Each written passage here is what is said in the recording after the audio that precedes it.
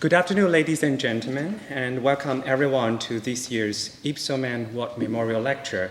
My name is Renren Yan, and I'm Assistant Professor of Modern Chinese Popular Culture in the Department of Asian Studies at UBC.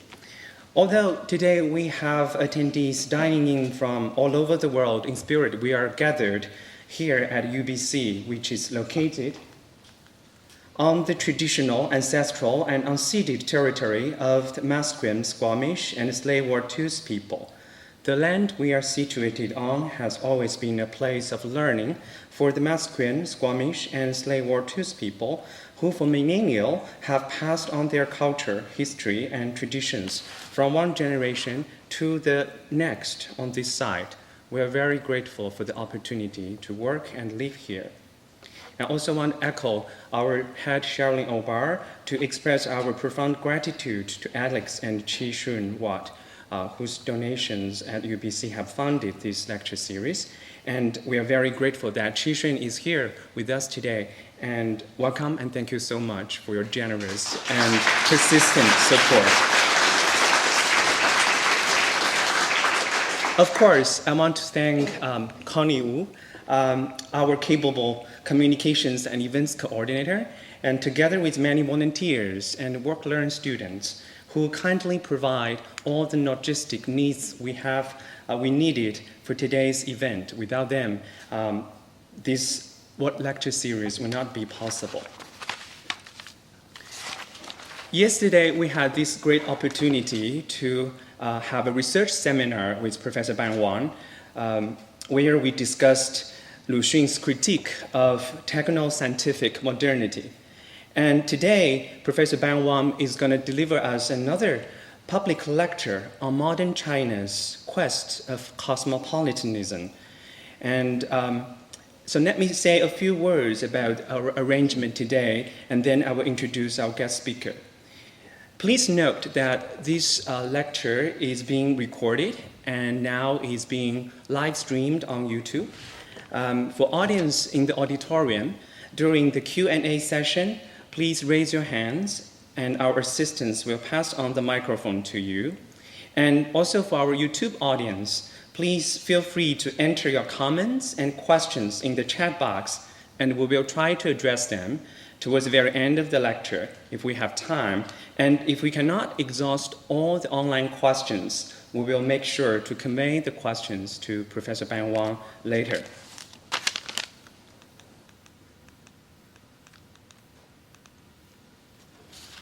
Professor Ban Wang is the William Hans Professor in Chinese Studies in the East Asian Languages and Cultures and Comparative Literature at Stanford University, where he started his teaching and research from 2007.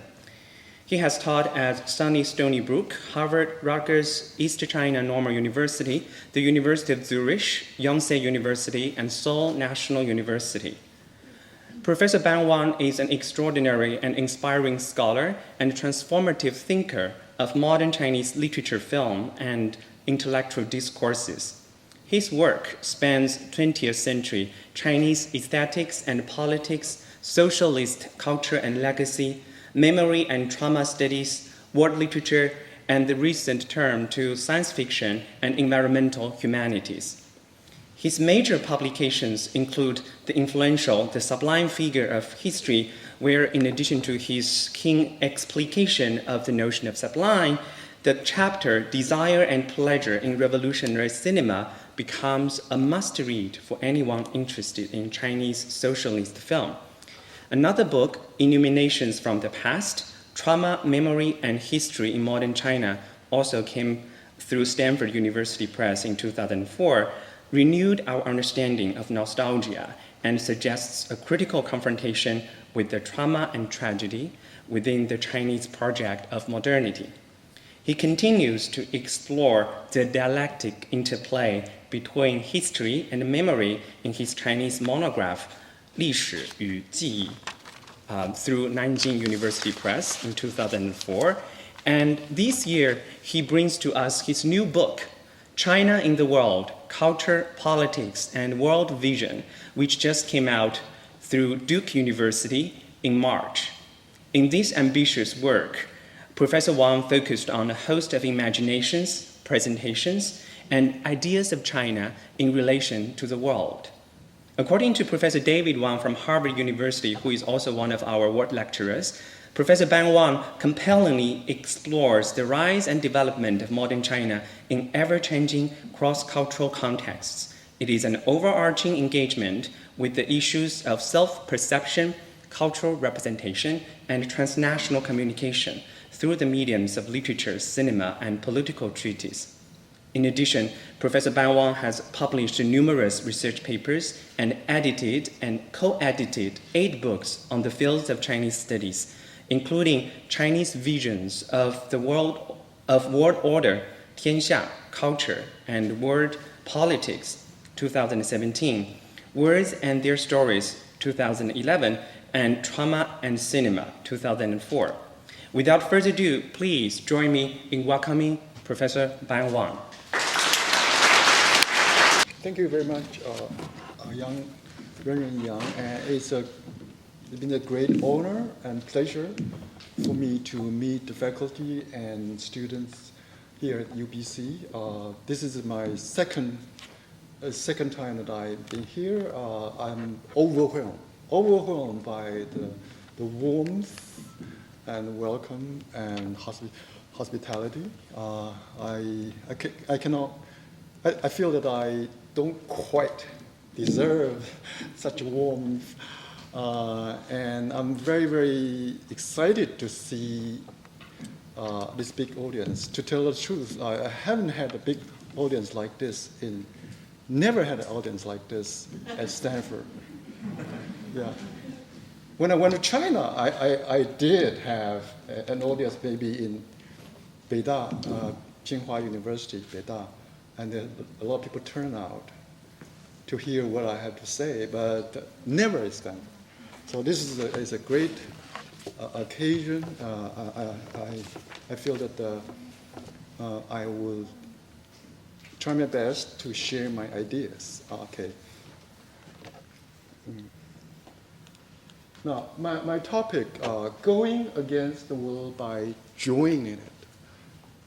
I borrow this phrase from the late sinologist Joseph Levinson, going against the world by joining it. What does it mean? Levinson wrote a book entitled Revolution and Cosmopolitanism. He uses the word to discuss the Chinese attempt to step up to the world stage, after the Qing dynasty has crumbled, right, in disarray. The country's culture is in disarray. So he said the old Chinese modern drive can be summarized, captured in this phrase. They try to go against the world by joining it. Go against the world means that, of course, China has to become a nation like other nations, right? To be an eligible player in the world of nation states. There's no empire anymore, right? So China has to join the forest of nations, not empires. But Chinese thinkers and writers are not happy with this world that they found, that they encountered, because it's so antagonistic, it's so aggressive, and it's so threatening to China. So they want to alter it, intervene and alter it and change the status quo. That's the general sort of thrust of Chinese modernity drive. All right. Okay, so I borrowed it to talk about my claims, what I think, what I've thought about Chinese entry into the world. Probably we know that we know about China, but right. But it's not true. China has always been an unsolved mystery, even for Chinese scholars, right? a very well-known Chinese scholar in Chinese study, Lucian Pai, in his book, also very influential book in political science, says that China is not just another nation state in a family of nations. China is a civilization pretending to be a state. So actually, it looks like a regular, one of the many others. When China became a modern republic in 1911, like 1912, right?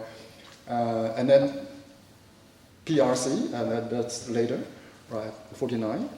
It looks like a regular modern nation state, but the ambition behind this, the mask of the modern nation state, is to try to break through this envelope to become bigger than the super transnational sort of scope, right?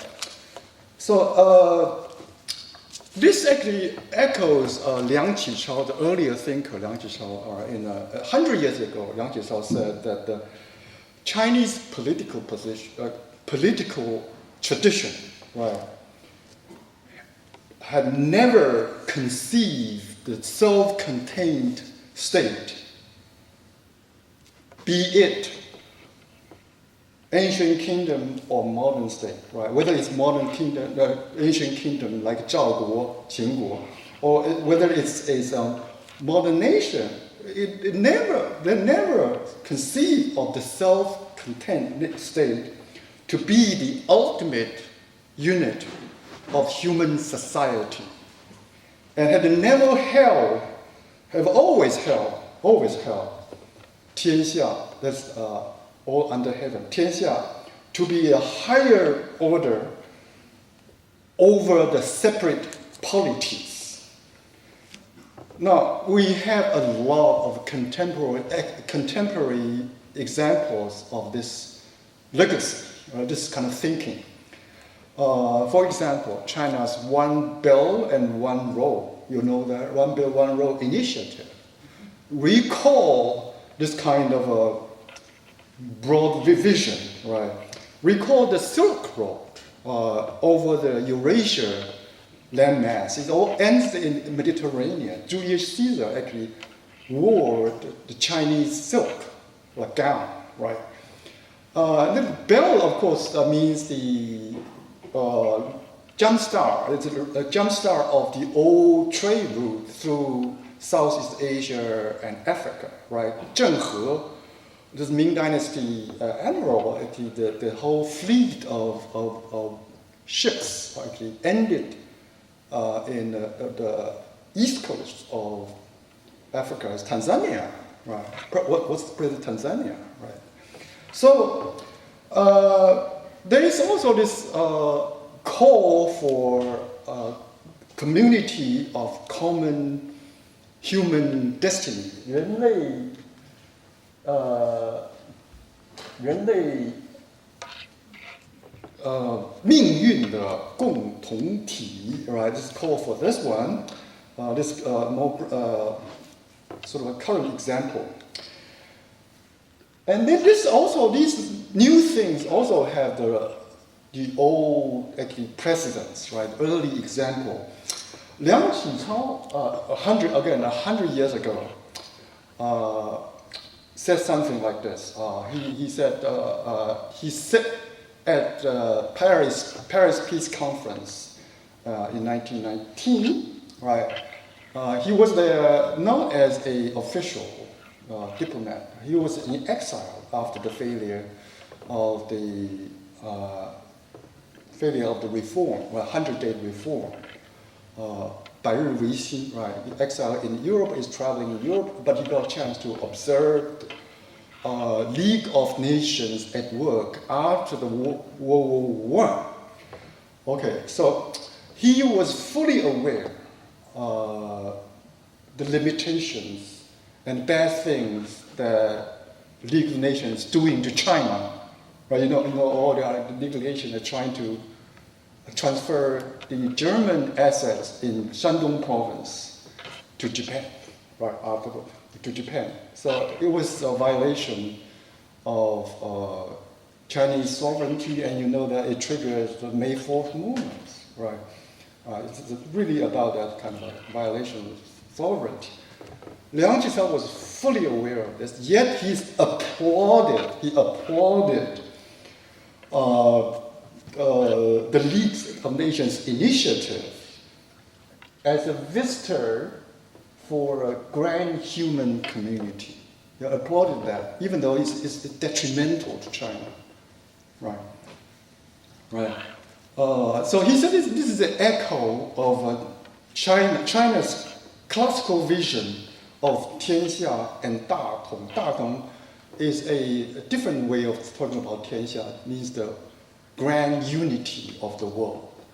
Now, grand unity of the world may give you a sense of cosmopolitan implication or thinking. Cosmopolitan actually means we can run, nations and people can run the world affairs together. Just look at the Paris Climate Conference.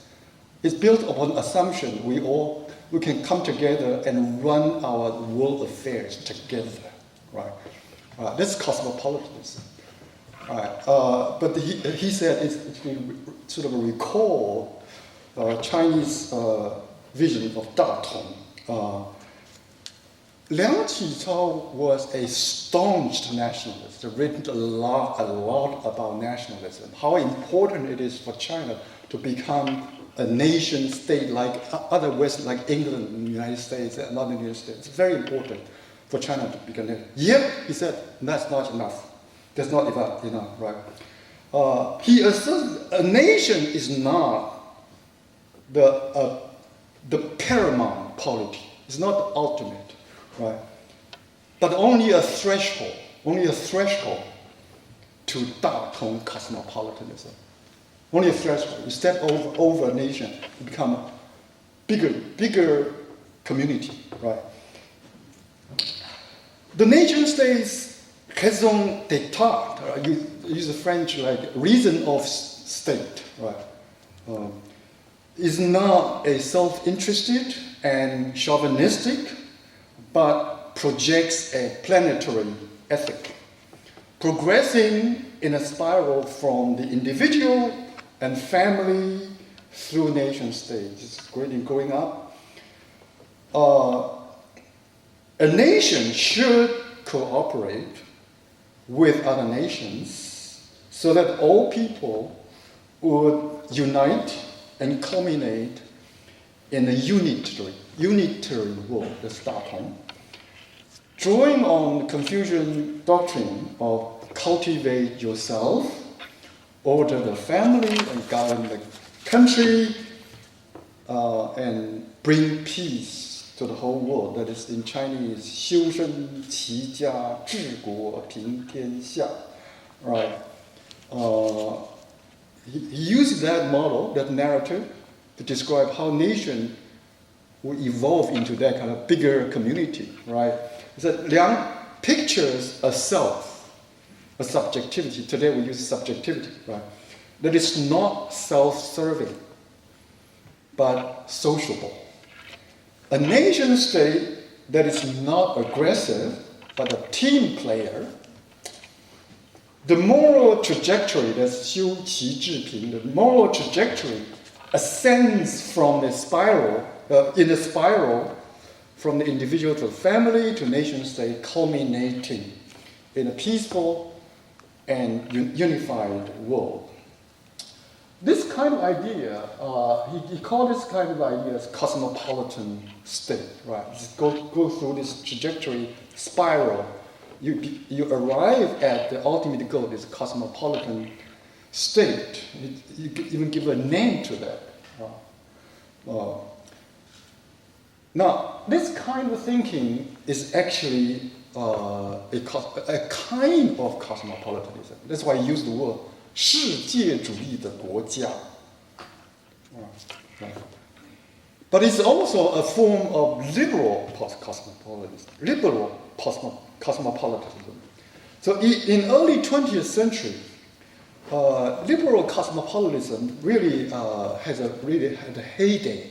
It flourished in China. Liang Qishao actually just was fascinated by this idea. Now, liberal cosmopolitanism is based on the idea that assumption that nation states have equal access to and participation in the global trade and culture.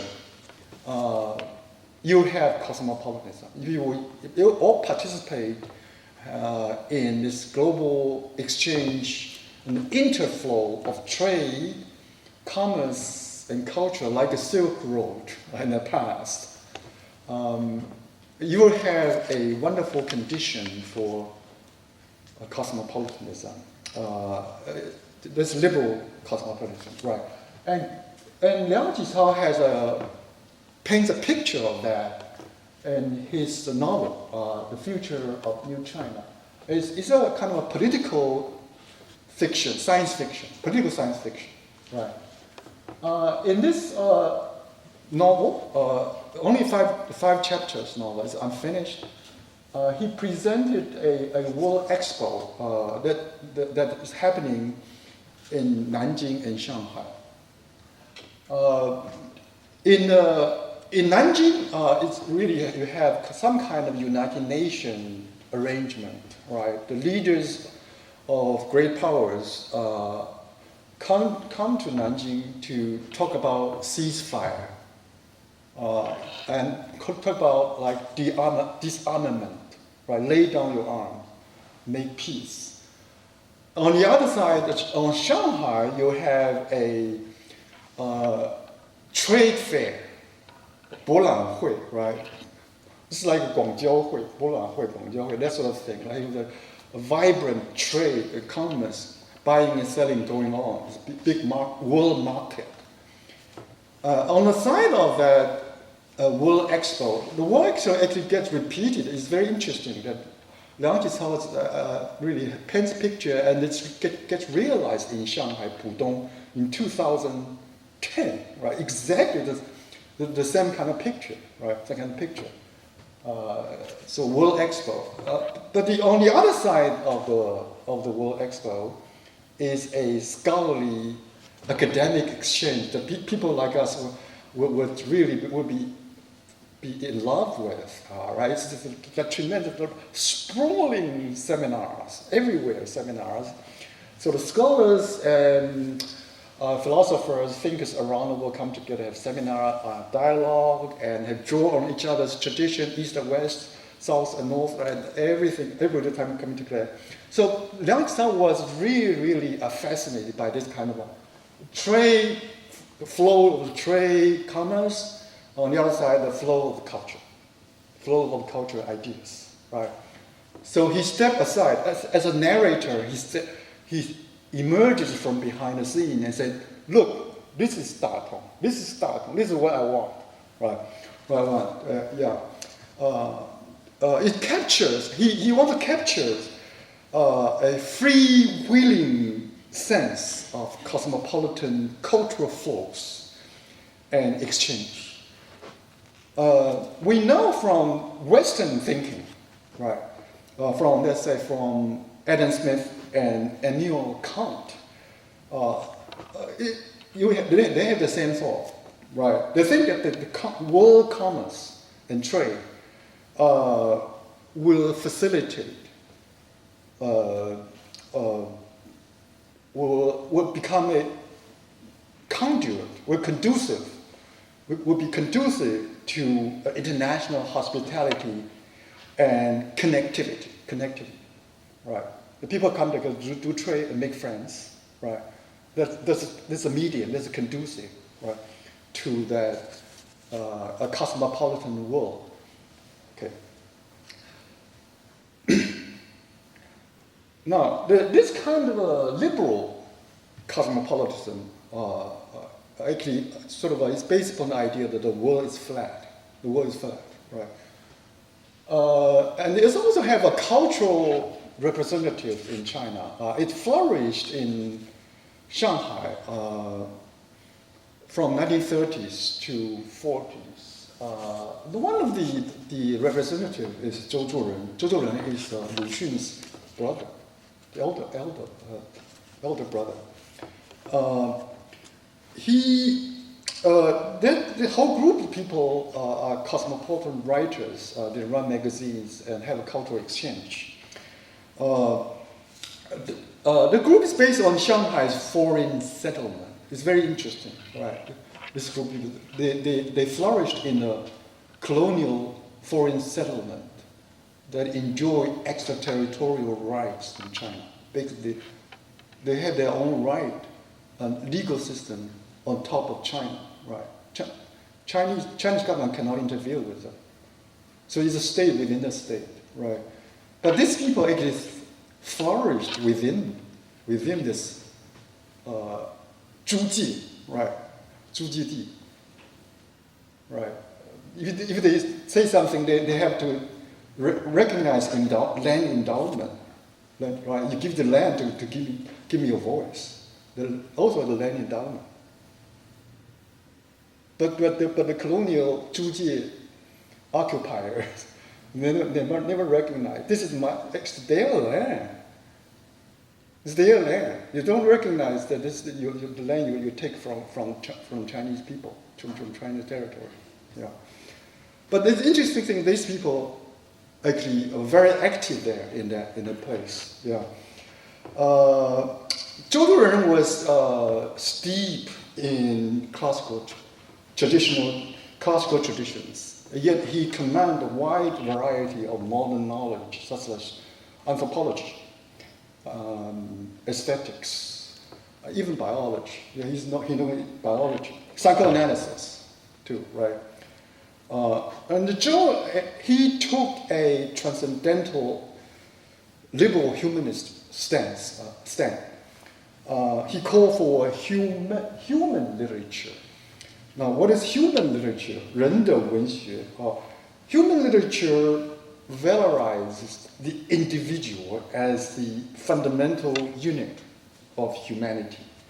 Like a tree in a forest, the human person sinks the biological roots to the animal kingdom, yet by developing culture, you lift yourself up into a cultural person, have the ethics, and it allows you to evolve morally from the lowly stratus at the animalistic kingdom into an ideal life or the good life, when you think about ethical idea, the good life, right, is to sublimate from the lowly biological condition into a higher cultural order. That's what literature does for people. He's very, very encouraged, Zhou Duren, encouraged by the speedy communication and transportation, and also the speedy, rapid flow of knowledge in the world, right? Pictured by Liang Jicao's that the 新中国未来 rapid flow transportation, people come and go frequently. So Zhou noted that literature would foster a Catholic taste, meaning very, very broad taste for all varieties of experience and transcend local preferences, allowing individuals to move gradually together.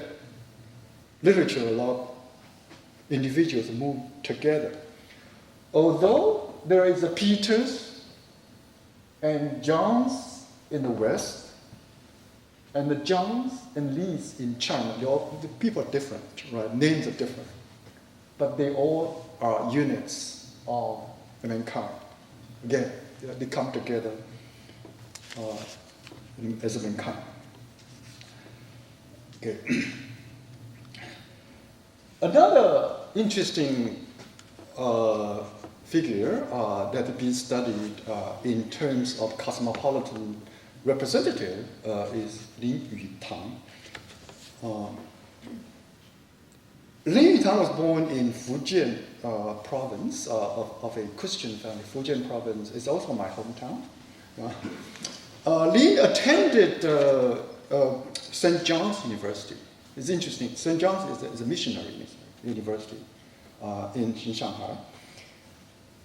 Then he went to Harvard, attended Harvard University. I think he got a master's degree there. And then he went on to Leipzig University and got his PhD there. He's influenced by his Harvard professor, Irving Babbitt. Everybody said it's very, very important in modern world, right, to preserve the essence of a culture, essence of Chinese culture. It's a very sort of an essentialist idea, right? You have to preserve the essence of Chinese culture. Lin was influenced by that idea, but he founded a journal called Xueheng. Xueheng means like review of classical learning. With the mission was to revive classical culture for the modern world, right? Make it relevant for the modern world. My colleague Chen Shuoqiao wrote a book about Lin Yutang. So he said Lin is a scholar with 2 feet across both Eastern and Western cultures, writing mostly in English. Right? Lin rejected the notion of the Chinese essence. He doesn't like it. The idea, his professor's idea of Chinese essence. So he wanted to develop a cross-cultural aesthetics. Means you have a fusion. You have a fusion. I don't like to stick with the authentic Chinese food. I got fusion. Right. So he managed to steal a path between nationalism and communism. He championed individual autonomy in quest of the commonalities between West and China, and blending the two into a higher order of cosmopolitan synthesis. So he wants the fusion. He doesn't want to have the essence here, right? Separate essence. Yeah. To Lin, both Chinese and Western knowledge has to be selectively absorbed and contested in the process of incorporating them into modern Chinese culture. Right? They're selected. Right? Some things have to be discarded. Right? Something has to be made relevant to today, to contemporary world. Right? So this has to be done through the piecemeal reconciliation and contestation. So the highest order of a writer is the ability to take modern culture as a shared culture of the whole world. And this is a cosmopolitan culture belonging to all, while preserving his own national culture. It does not mean that you discuss it. When you fusion, you still preserve that, something of that. He's very relaxed. He's a very kind of bourgeois kind of person. This is why it's liberal cosmopolitanism. Right? Very, very, very privileged. Privileged in Zhujian, it's really privileged. Right. So he runs two magazines. One is the China Critic. It's only a very short time, I see. And then Tianxia. Just use the name Tianxia for magazine, right? He was the editor. He was the editor. Everything. He's an editor, critic, writer, board member, right? Nestled in the foreign settlement, they offer a public forum for cosmopolitan synthesis of Western culture, right? They are all Western educated and also well versed in Chinese classics. Well versed. The writers fuse Western knowledge with Chinese tradition and promoted cultural exchange, translation. They value national heritage, yet they also feel the nation is a step forward. It's not the end of their goal. The world is their goal, right? They use the nation as the building up a nation culture is only a threshold to the bigger world, beyond the nation. So they also have this idea. So study foreign language is very important. Humanist education, like liberal art education, is very, very important. So liberal art, like the 通识教育, right? like West, like in the West, yeah. It's a humanistic liberal art education. These are all the key to cosmopolitanism. Another interesting thing is they all write in English. They all write in English. For them, you say, well, but the English is the colonial language because China is under Zhuji actually, just a foreign settlement, right, was actually run by some is French, some is English, right? Mostly French, right? In Shanghai, you know that the whole Jing'an district is a French. It's very elegant, right? So they write in English, or they saw English as an opportunity rather than a tool of colonial domination. It's an opportunity for them. They employ it as a weapon of critique and resistance, a weapon of critique and resistance in the hands of the colonized people, right? More importantly, English enabled Chinese writers to have their own voice heard. You write Chinese that the world don't understand mostly. At the time, nobody's running, very few people's running Chinese program, right? So they write in English to have their voice heard. And in a global vernacular, and lay claims to cosmopolitanism, right? English is the way the ticket to the cosmopolitanism because it's a global vernacular, basically. It doesn't have to be the property of the colonizers, right? It doesn't have to be, right? So liberal cosmopolitanism in Shanghai, however, has some blind spots, has limitations.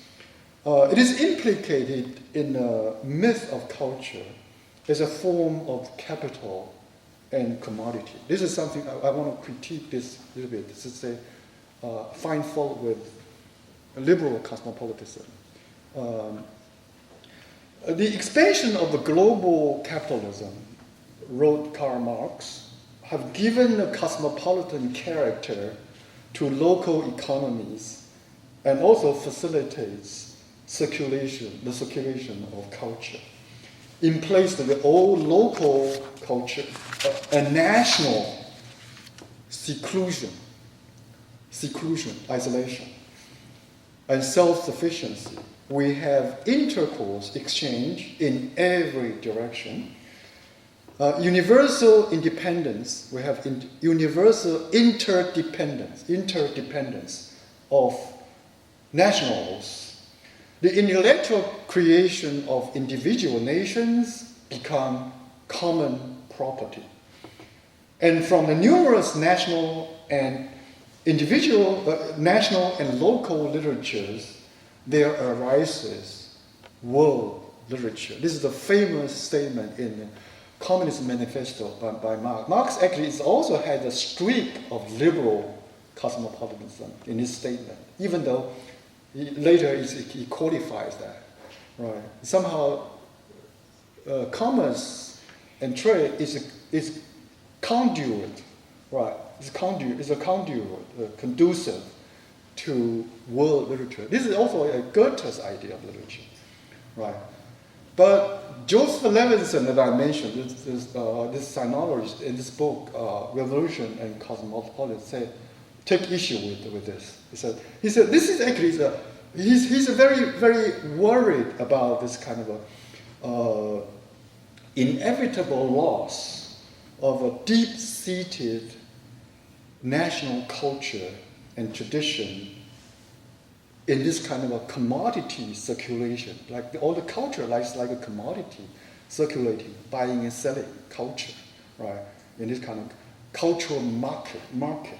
So he's worried about this. He called it the silk fan.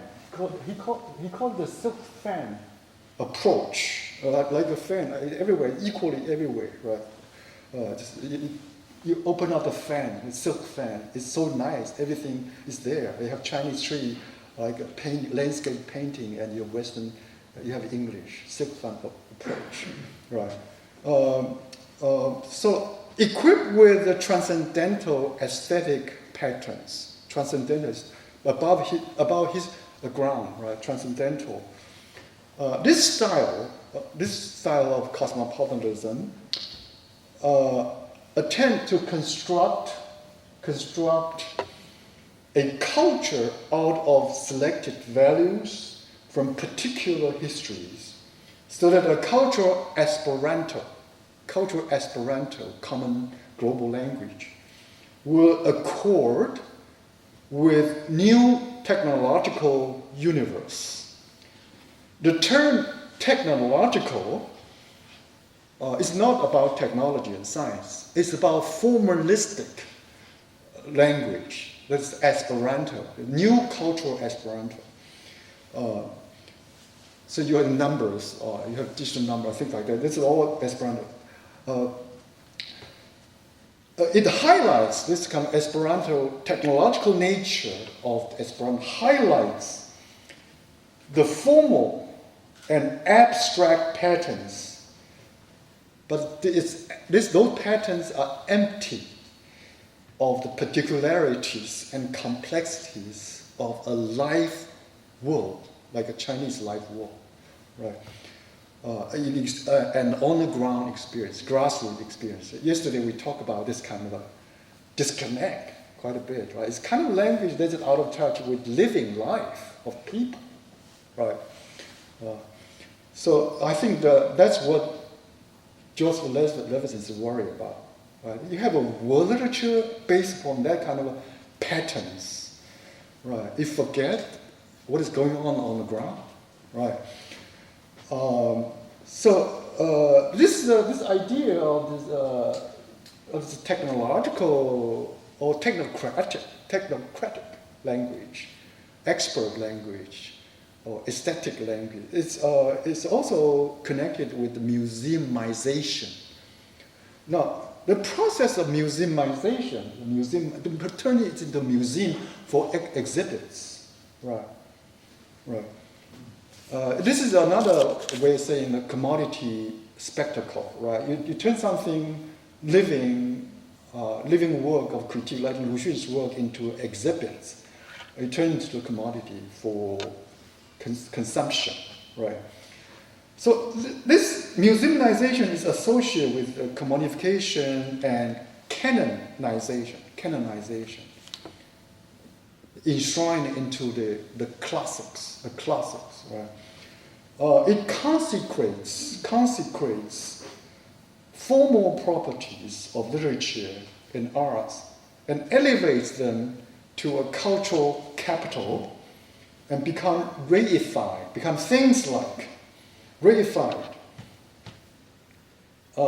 It sort of elevates into the exalted space called the World Republic of Letters,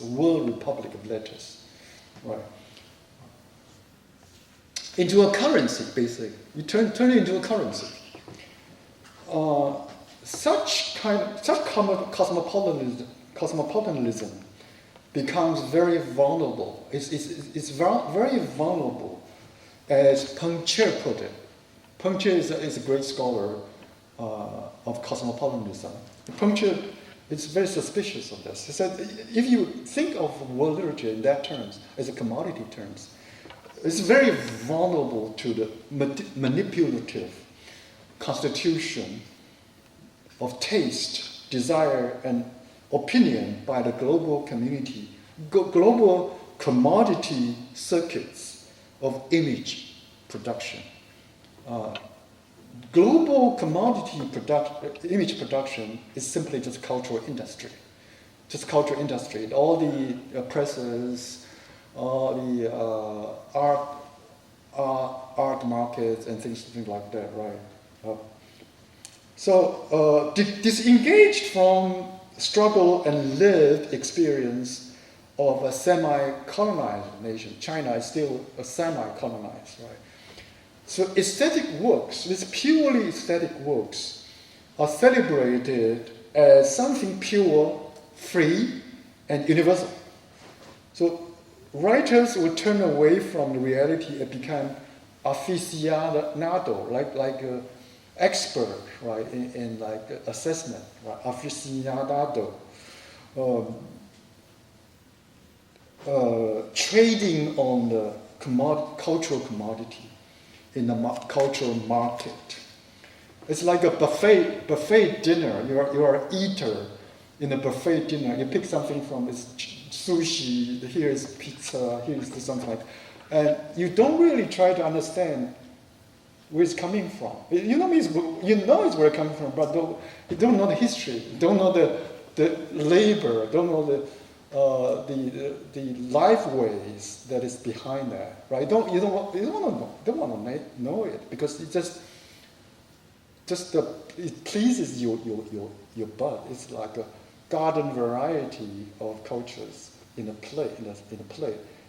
It just satisfies your taste bud. That's it. It sounds like this one. Yeah. Museumization. Now, I will give you a small anecdote about this. That when I started to insert Chinese culture and literature into a general education program at Stanford. When I first arrived there, the general education program didn't have a Chinese element there, Chinese course there. And it's called Introduction to the Humanities, without any single text about China, even about East Asia. I said, why don't we run a course? I will run a course about Chinese literature. You know what? This is kind of a museumization comes in. The professor in the English department said, well, yeah, it's great to have a course like this. You might take students to the East Asian Museum at San Francisco. You know how the ancient Chinese lived. Right, you look at all the exhibits and the beds, the table, the utensils, and you make students know how I'm teaching modern Chinese literature. This is a living literature. It still has relevance to me. But why do you ask me to go to a museum to look at the relics of the dead relics of the past? And we don't really know the narrative behind that, right? The struggle, the survival attempt. We don't really know that by looking at those things, right? So it looks like Chinese culture is dead as it's put up as exhibits. Like we look at the First Nation, right? The First Nation has a powwow, something like that. In California, it's a powerful. But people are actually really marginalized, and people suffer. I think Native Americans suffer there. Every year you have a powwow to celebrate their culture. That's a museumization. Is it please you, your taste bud please your eye, but you don't understand. Really don't understand their suffering of the body, the labor, the struggle, the resistance, and all kind of things, right? You lose the political implication of their culture, right? So the liberal cosmopolitanism is very contemplative. Contemplative, you just watch passively. Contemplative, obsessed with a syncretic, sort of syncretic spectacle of diversities, like a buffet dinner, right? It values the transcendental subject capable of cherry picking, sort of timeless essence. Here is the Hong Meng, here is the Dream of the Red Chamber, here is the Zhuangzi, here is Confucianism there. right? So you put together in a plate, right? It's so wonderful, so wonderful, right? Yeah. And all this sounds very, very, very elegant, very nice. But the question is, who is the ruler and what kind of power structure dominates the garden variety of culture? Who is running this garden variety of culture? Right.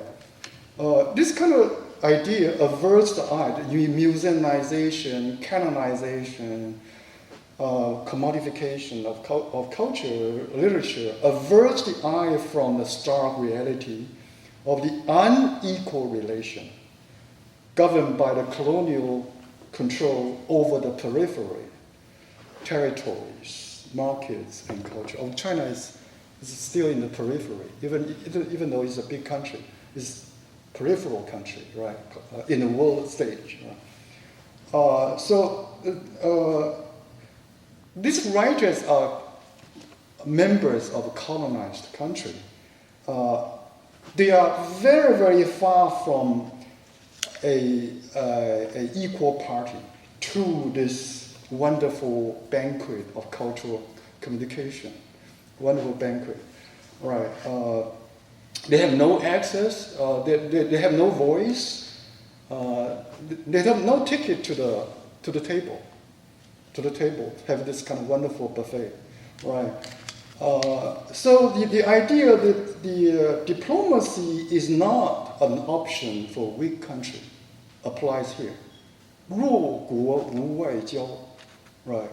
弱国, there's no sense for a weak country, for a colonized country to make a big claim about cosmopolitanism, right? Who are you to make a claim about reordering the world in a unified way? Who are you?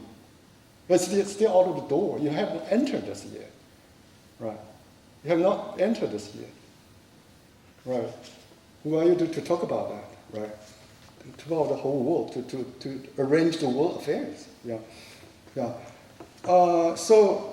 This is also, Sun Yat-sen actually also to talk about this kind of situation. He said a lot of people talk about how important it is to move out of the national closet, right, isolation into the world. We should follow cosmopolitanism, right? Sun Yat-sen said in his article, 三民主义, and there's one section that the nationalism is the way station, is the road to cosmopolitanism. So it's not a time for the colonized nation. For a non-nation, actually China is not even a nation at the time, right? It's not even a nation at the time. It's kind of a, if you have a nation, it's a completely dysfunctional nation, right? Right, because there's all the warlords fighting, right? Warlords fighting. There's no solid national sort of regime there.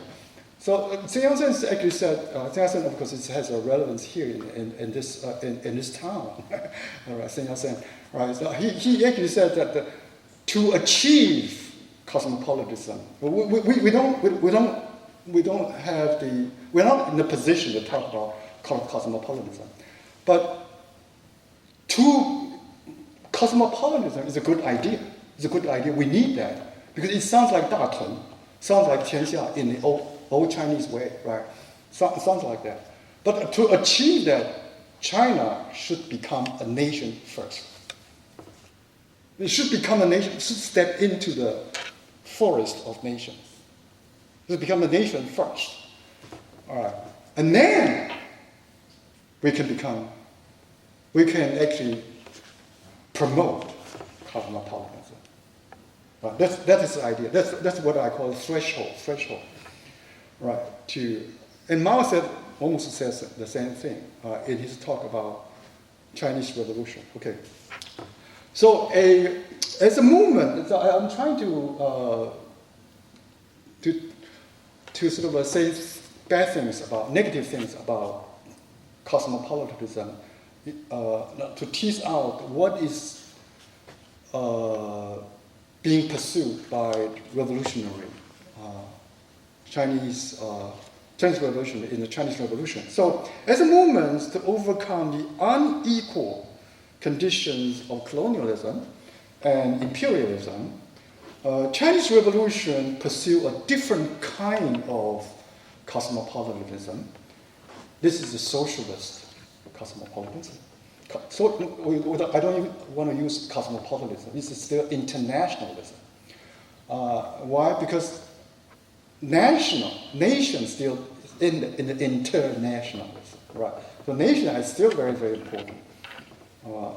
So to be sure, liberal cosmopolitanism share with the socialist internationalism certain aspirations and has a common origin in the European Enlightenment.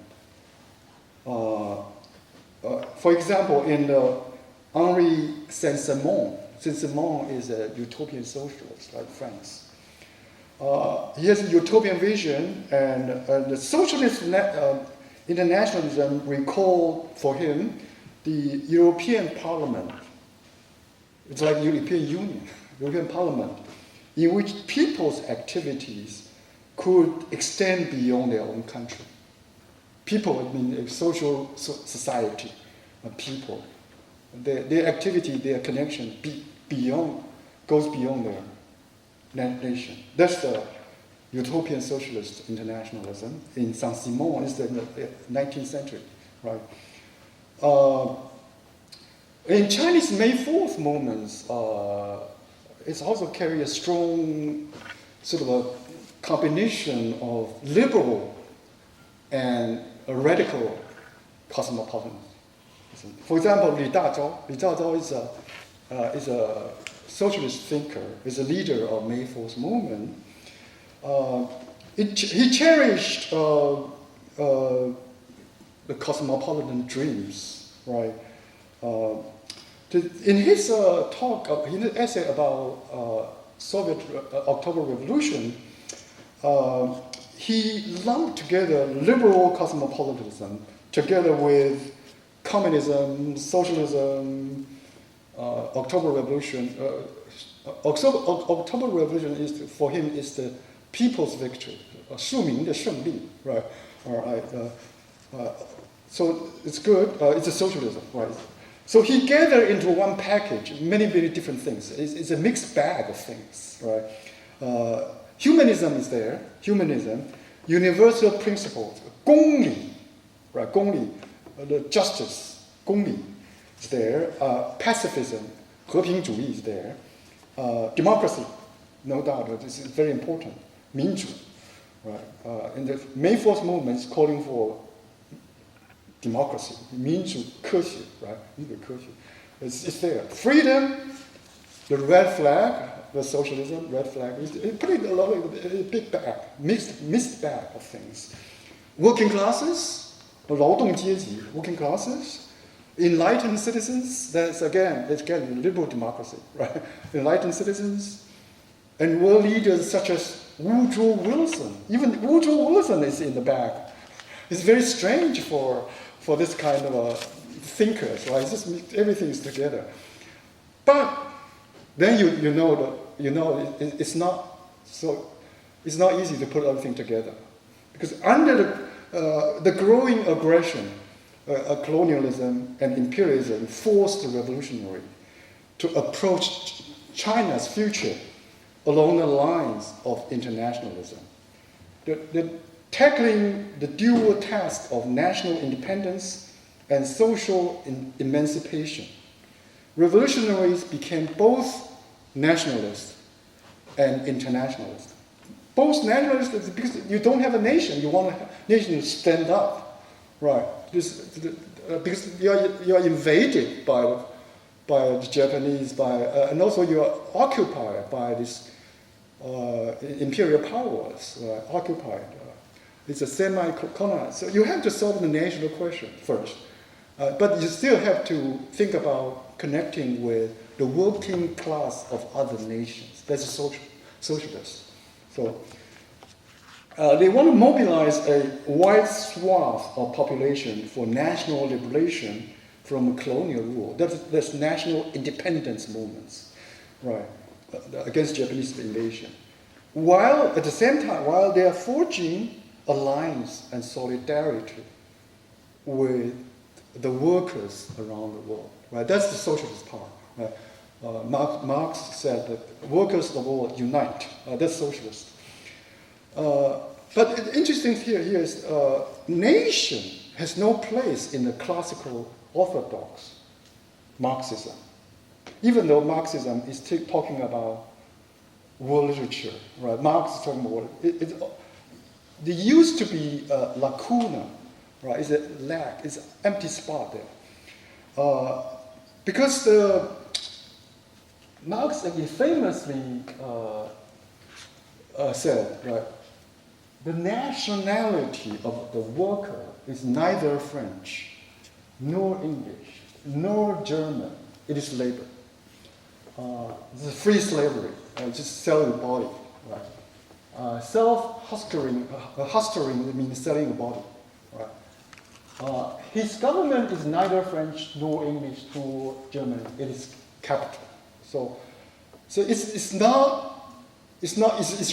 irrelevant for sort of this kind of socialist cosmopolitanism to talk about nation, because what's most important is the same fate of working class around the world, regardless of national identity, regardless of that.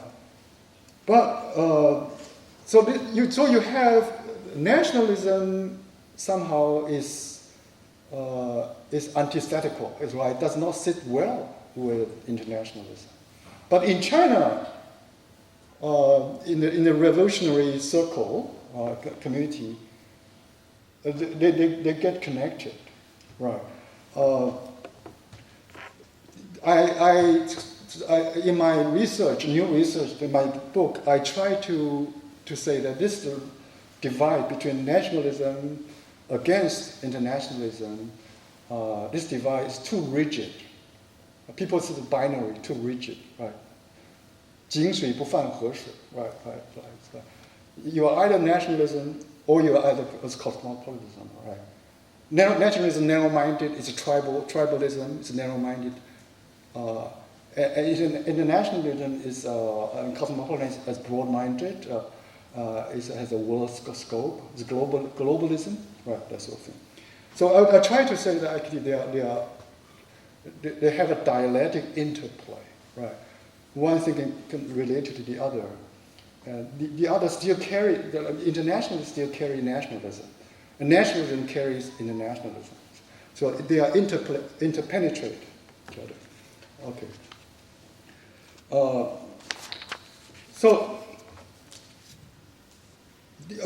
I think I'm, how much time I have? So identifying domestic class oppression with a colonial subjugation by foreign powers, Chinese revolutionaries, thinkers, redefine their nation. It's not a nation understood by the nationalist party, Kuomintang. It's not a nation like that. Kuomintang understands a nation in terms of ethnocentric nationalism. Like this 大汉族, right? This Han nationalism, and it's also a sort of authoritarian national. It doesn't want to connect with working class of, right? Kuomintang doesn't want to do that, right? But the Chinese revolutionaries, the radicals, redefine the nation. Nation is to be constituted by a coalition of working class seeking both social emancipation and national liberation. This is a social emancipation means the working class emancipating themselves. And national liberation means the decolonization. Okay. As John Fitzgerald actually puts it, the Chinese Revolution seemed to have delivered the awakening message to class and nation at the same time. So the revolutionary really defines Chinese nation as a class nation when they are engaged in the revolutionary push to push China forward. So it's a class nation. Class nation actually opened the door to the sense of common fate of working classes across the national, ethnic, and racial boundaries. And revolutionary thinkers extended the concept of class nation to align with the oppressed classes of other nations and ethnic groups. Even the Tibetans, Uyghurs, and a lot of Miao, and they become defined in class terms because they are class brothers of the revolutionary, right? Not on ethnic terms, on the class terms. They are all being oppressed by the ruling class. Okay. So on this essay on democracy, on new democracy, 新民主主义论, a speech delivered in Yan'an in 1940 by Mao Zedong, right? Mao stated, the Chinese Revolution is part of the world revolution. China's nation building from Opium War 1840 to the late Qing dynasty and Republican Revolution, Sun Yat-sen, had centered upon the bourgeois nation state with the expressed goal of fitting China into the capitalist world system and turning her into an independent, democratic society. It's following the Western model, right? World War I pushed China in a different direction. The deepening crisis of capitalism and the plundering of colonies and the birth of the first socialist state in Russia redrew the boundaries, redrew the battle line between global capitalism and the international proletariat. The bourgeois project was to clear bourgeois clutter represented by Sun Yat-sen and Kuomintang, push for the development of capitalism, but the Chinese revolutionaries looked forward, they departed from that and looked forward to a working class nation, aligned with its counterparts in both the Western and far-flung colonies, Western countries and far-flung colonies. In 1931, at the first conference of the All China Soviet, 全国苏维埃代表大会, right, in 1931, in Beijing, right, they built the first Congress, they had the first Congress and developed the first constitution. The constitution declared a kind of subjectivity based upon trans-ethnic and transnational principles. It is actually a world-class subjectivity that promotes the united front of working classes of all oppressed and colonized nations around the world. Right? It's a united front. The American journalist Edgar Snow, right? He wrote as a very well-known Red Star over China, detailed documents, a lot of very interesting things. It's really very refreshing these days when you talk about the pursuit of international outlook among the peasants. So he Edgar Snow captured the internationalist sentiment when he visited Yan'an. He interviewed Mao, right? In this birthplace of socialist nation, national and cultural prejudice are sublimated, sort of transcended or sublimated in class antagonism that knew no national boundaries. How do we do that? So the Chinese peasants hated the invaders. They're in a war, right? Kangzhan, or resistance war against Japanese invasion. So they hated the Chinese peasants. They hated the Japanese invaders from imperial Japan. But they knew that Japanese masses, people, were their potential allies, right? They treated oppressive foreign capitalists, foreign ruler powers, with as much hostility as they treated Chinese landlords and compradors. Compradors means the agent for foreign trade, right? Compradors. Seeing themselves as part of the broad-based movements, they realized that their revolution was not isolated.